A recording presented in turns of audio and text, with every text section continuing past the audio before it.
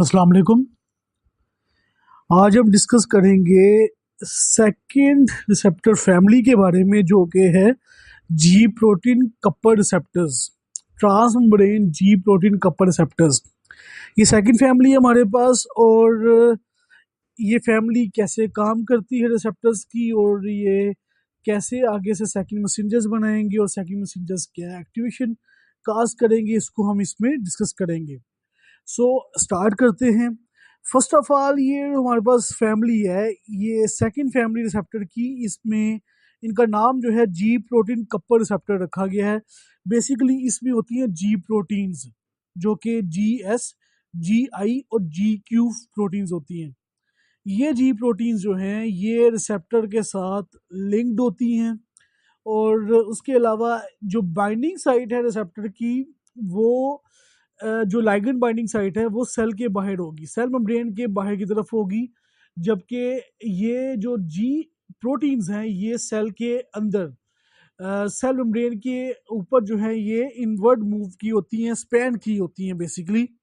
सो receptor जो है ये, इसका शेप की बात करें तो ये हेलिकल पेप्टाइड के तौर पे इसका स्ट्रक्चर होता है।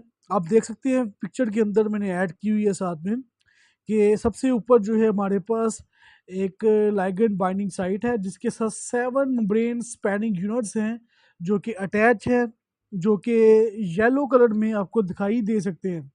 इसके साथ जो है हमारे पास जी प्रोटीन्स हैं, जो कि अल्फा, बीटा और गामा सब यूनिट्स हैं उसके जी प्रोटीन्स के।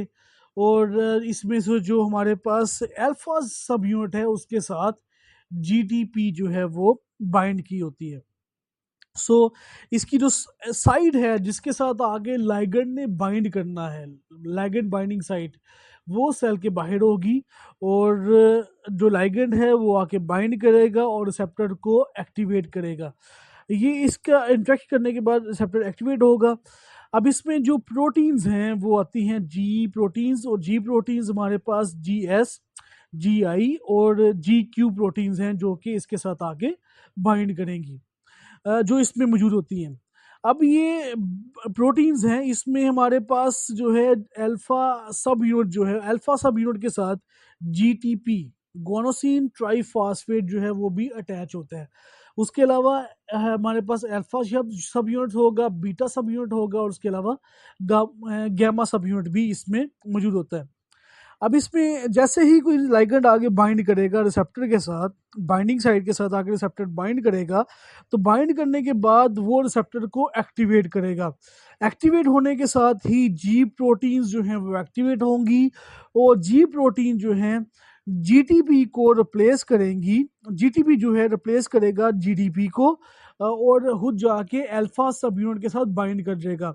अब बाइंड करने के बाद आप यहाँ पर देख सकते हैं जो 3 नंबर लिखा हुआ है, 3 नंबर के में क्या हुआ कि जो लाइगेंड है ऑरेंज कलर का, वो आगे बाइंड किया बाइंडिंग साइट के ऊपर। बाइंडिंग साइट पे जब वो आगे बाइंड किया तो उसके साथ ही जो रिसेप्टर है वो एक्टिवेट हुआ। रिसेप्टर एक्टिवेट होने के बाद अल्फा सब यूनिट में जो जीडीपी था वो कन्वर्ट हो गया जीटीपी के ऊपर, मींस के जीटीपी बन गया। और जो अल्फा सब यूनिट होगा वो लीव करेगा रिसेप्टर को, और उसके अलावा जो बीटा सब यूनिट है और गामा सब यूनिट है वो भी वहाँ से लीव कर जाएंगे।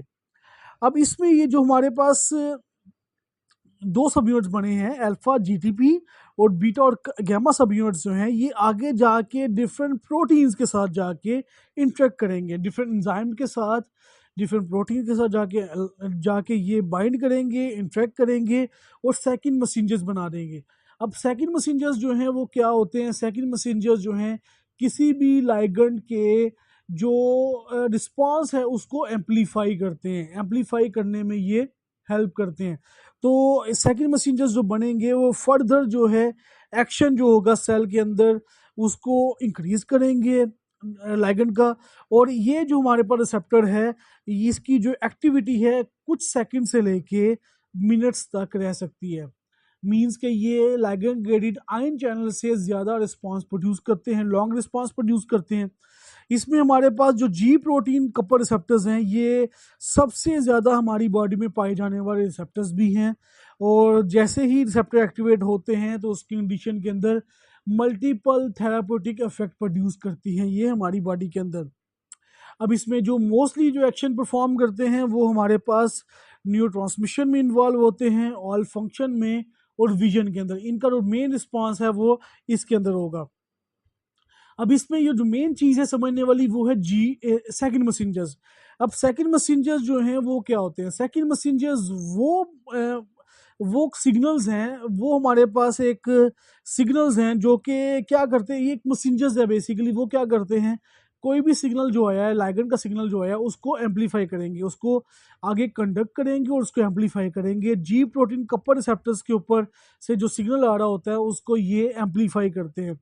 अब हमारे पास जो है मेजर प्रोटीन्स जो थी वो थी जीएस, जीआई और जीक्यू प्रोटीन्स। अब इसमें जो जीएस और जी जो हमारे पास जीएस प्रोटीन्स हैं वो अफेक्टेड ऑर्गन्स हैं उसके ऊपर एडेनाइल साइक्लेज जो होगा उसको वो एक्टिवेट करेंगी, जबकि जीआई प्रोटीन जो हैं वो एडेनाइल साइक्लेज को ये इनहिबिट करती हैं। तो उस कंडीशन में क्या होगा, सेकेंड मैसेंजर्स बनेंगे, साइक्लिक एडिनोसिन मोनोफॉस्फेट CAMP बनेगा। और CAMP जो है आगे सेकेंड मैसेंजर है जो कि आगे से मल्टीपल रिस्पॉन्स प्रोड्यूस करेगा। उसके अलावा हमारे पास एक और प्रोटीन है जिसको हम कहते हैं GQ प्रोटीन। GQ प्रोटीन जो है वो फॉस्फोलाइपेज C को एक्टिवेट करती है। फॉस्फोलाइपेज C जो है ये हमारे पास एक सेकंड मैसेंजर है।